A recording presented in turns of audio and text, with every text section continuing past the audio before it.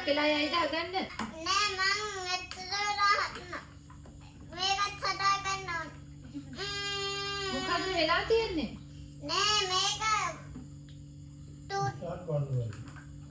නෑ මං කියන්නේ මේක කඩිලා ඉඳන් රුම් ගන්නවා කියලා මේක උනේ.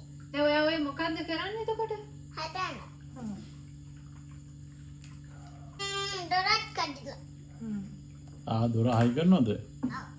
අනේ නැති වෙලානේ ඒකයි මං හදන්නේ. වැල්ඩින් තියනවද? ඔව්. වාහනේ හදාගත්තනේ කොහොම හරි. සුපිරි වැඩකාරයෙක්නේ.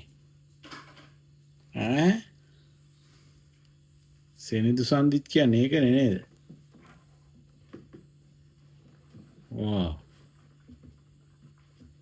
රවුමක් යමුද එහෙනම්?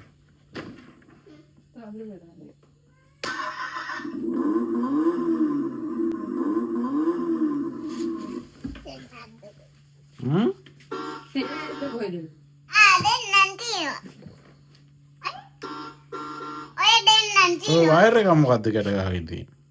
ඒ ස්පෝර්ට් එකේ යන්න නැති නිසා වයර් එකක් දාලා තියෙනවා.